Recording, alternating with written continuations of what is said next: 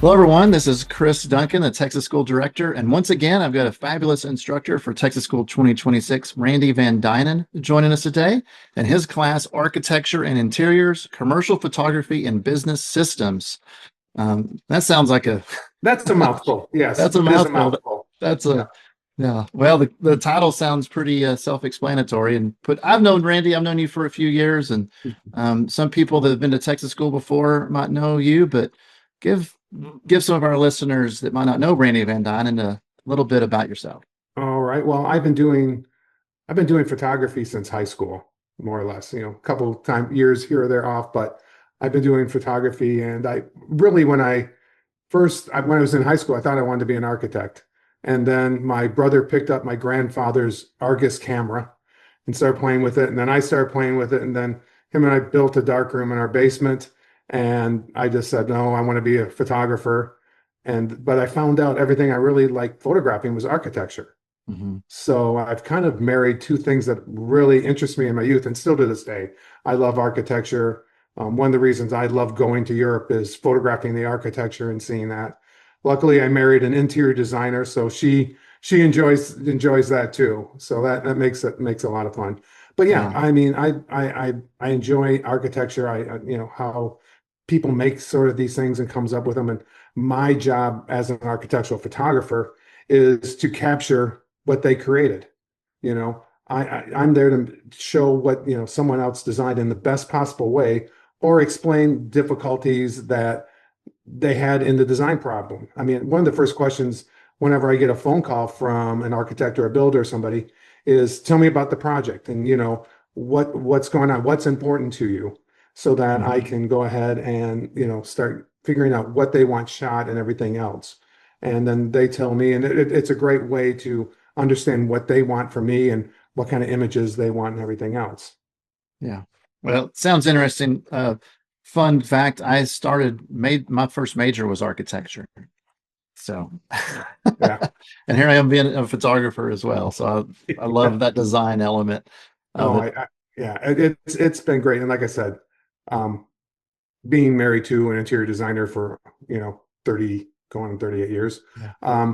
we've been able to enjoy all aspects of it. I mean, when we travel in places, things are, we want to go see architecture, certain Right. buildings, certain things, and it Sure. makes it easy for me to photograph them too. So Yeah, that's fine. And some of your work is beautiful. Make sure you look through his portfolio. You've been to some amazing places and captured some amazing structures. So, speaking about amazing, Texas school is amazing, and yes. students know that. But a lot of questions I get, and you probably get this too, if students reach out to you on their own, is like, well, what do we do in class? We're there for 5 weeks, or not five, sorry, not 5 weeks, 5 days. 5 weeks, that's news to me, Yeah, Chris. 5 days. It's a great week, those 5 days.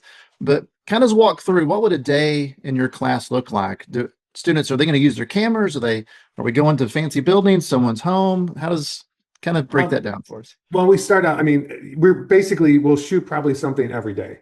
And sometimes twice a day, depending on light and what the subject is and everything else. But then we're spending a lot of time in the classroom after doing that, Hmm. learning different processes to take your images realistically to the next level. We don't, how can I say it?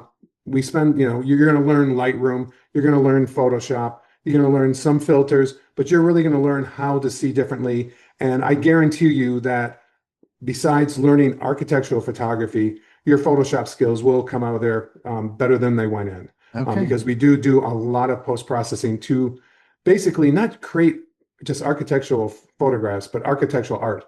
I'm trying in this class, I want the images for people to come through that are, go to another level. I mean, they're not going to be able to go get someone who's shooting real estate and do the work that you're going to do. And they're going to pay you more to do that. That's part of this.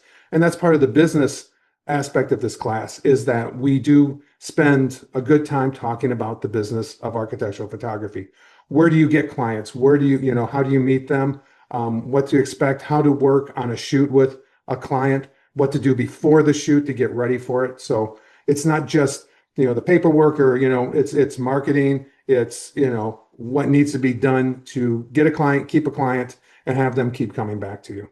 Yeah. Well, that kind of makes your class unique. You're the only architectural class at Texas School, but Yeah. you said something that kind of piqued my interest, and a student could be thinking this too. Is so this isn't real. You mentioned real estate, so can you kind of divide a line, like when you say architectural photography versus real estate? Real estate, and I don't want to come off sounding, bad about this, but there's real estate photography, the MLS listings where you're just going out shooting 40, 60 shots and they're putting it up there to sell a house. When you're doing architectural photography, you're either working on, bigger projects, larger homes that need better images because they're selling for millions of dollars, or what I do, a lot of commercial photography. So you're working in, buildings and everything else. And literally, I when I talk to a client, I ask for a list or what they want and everything else. And I basically tell them, depending on the type of images that we're doing, interiors, exteriors, if people are going to be in there, whatever, I can get maybe, somewhere between 10 and 14 images in a day, and 14's pushing it, sunsets and all this sort of stuff. So, it's you're not out there, shotgunning everything. It's very, it takes you time to set up the shot, look at it. I'm tethered to the computer when I'm shooting these. So that's just how I work with my clients. But in the class, people can see on the computer what I'm doing, why I'm doing it. And, it's a different type of thing. I mean, everything needs to be perfect. I mean, you're spending time moving furniture, adjusting pillows, moving plants or doing whatever needs to make this shot look right. Sure. And there's a lot of talking to the clients when we do these kind of shoots. What's important to you, or what's, is this angle better, or, this, one of the things I'll do when I first meet the client on the day of the shoot is we'll walk around. I'll have my assistant setting up the equipment, but I'll walk around the client and we'll pick the exact angles that we're going to do. They have an idea of what they want, but they're looking for my input to make it the best shot for them. Sure. Well, thanks for that clarification. Obviously you are dealing with people. We kind of made the joke like, oh, if you don't want to photograph people, you're just always going to be dealing with people. But I'll be honest about this. One of the reasons I love this type of photography is all the people that I've worked with have been great. I can pretty much say I've never really had a horrible client. Maybe one here, but Sure. Realistically, these are really great people to work with, and I love it. We get to laugh and joke a little bit, and that helps out. That makes the day go along a lot easier. And so I've yes, we don't photograph people, but you still have to deal with the people, and they're the clients, and they're the ones paying you. Yeah, of course. Yeah. So we're dealing with commercial buildings, maybe, larger home projects. I'm assuming like hospitals, office buildings, stuff like that type thing. So, that being said, I have an interest in architecture, and I might have a client call me, but I'm primarily a portrait photographer. So if you're playing matchmaker for a student in your class that's looking at this to break into this, is there who'd be a good candidate? I mean, a portrait photographer, someone that's already doing this and wants to expand? Realistically, I think you can, use it if you're a portrait photographer. This is a good side. I don't want to call it a side hustle, but another income stream that is available to you. You have, like with anything, you have to put in the time to make the connections to get to it, but it is still a great income stream when you got slow times and everything else, you have, can work on this. It's also for the person that might be the real estate photographer, the one who's going out doing MLS shooting, that wants to take their step into architectural photography to go one level more and push their level that they have in the past. So I think those are the people. I've also had people who are art photographers but they like shooting architecture. So they wanted to come to a class like this so they could, get a different idea on how to do it and do some of the post-processing and learn how to take, the after taking the photo and make it a lot better. Yeah. So it sounds like that even if they are a portrait photographer, this is applicable to the Photoshop skills they learn and just. I've had people come to me and said, I came to an architectural class and I left with an architectural and Photoshop class because we do spend a lot of time. And I've been doing Photoshop since Photoshop, was it 1.2? I think that was it, 1.2, not CS, Photoshop 2. So I've been doing Photoshop a long time. And but it's one of the things that digital photography has made us all have to get better at anyway.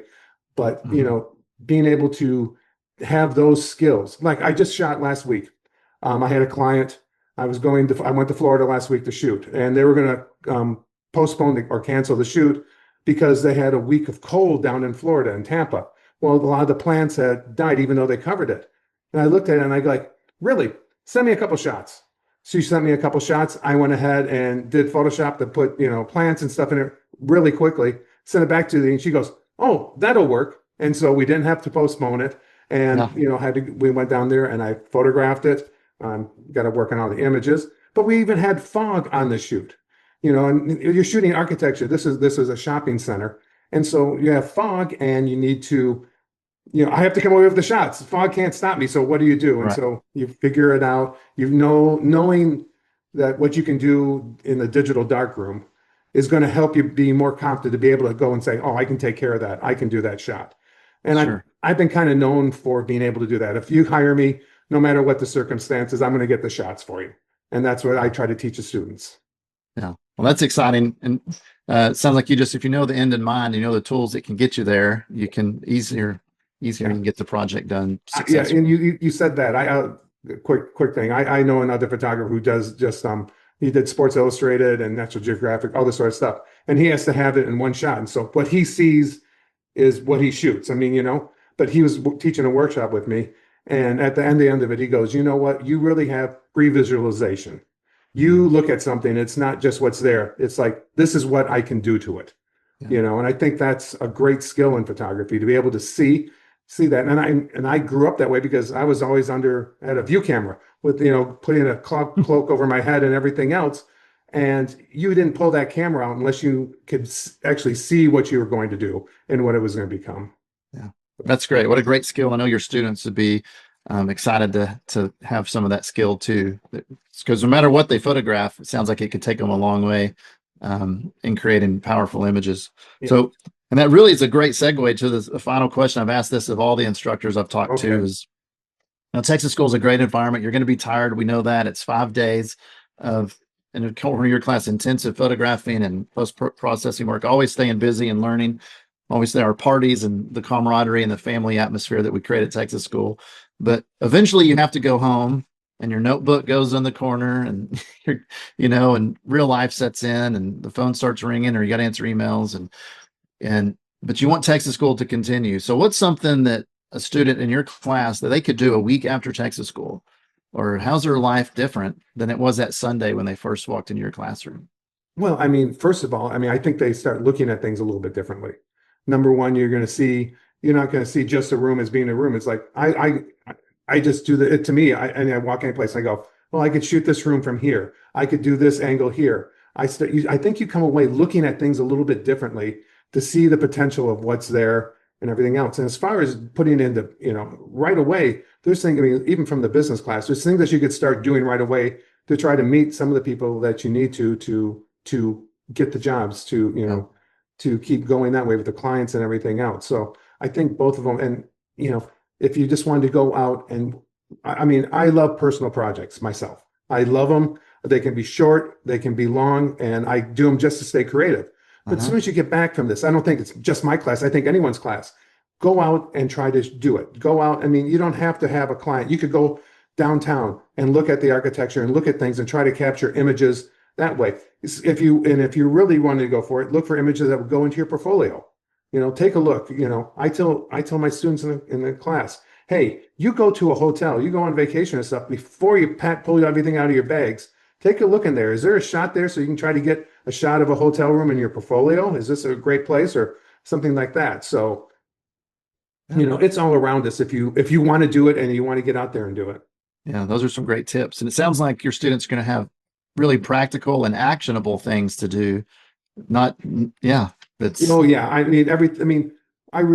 really try to make it, when they go through this class, they come out with a couple images that they can put into a portfolio. We're at a great location, to shoot that. And the first full day, we're taking over the lobby and everything else, and we're shooting down there because it's a great place and it's a great way to get an image for your portfolio or a couple images for your portfolio. Same with some of the other places we go and shoot. So That's fantastic. That's fantastic. Well, Randy, I want to thank Tom for today. We're excited to have you back at Texas School. I'm glad to be back. Yeah, teaching architecture and interiors, commercial photography, and business systems for high-end clients. Just a reminder, Texas School is April 26th through May 1, and Randy's just got a few spots left in his class. So if this interests you, go to texasschool.org, look through his class description, his portfolio, and if that's a fit for you, go in and register, and we will see you in April. So thank you so much, Randy. And is there a place before we close that students can see more of your work besides our website? Yeah, they can go to rvdphotography.com. That's my architectural website. So, well, Randy, thank you so much for your time today, and we look forward to seeing you at Texas School. I can't wait. Yeah.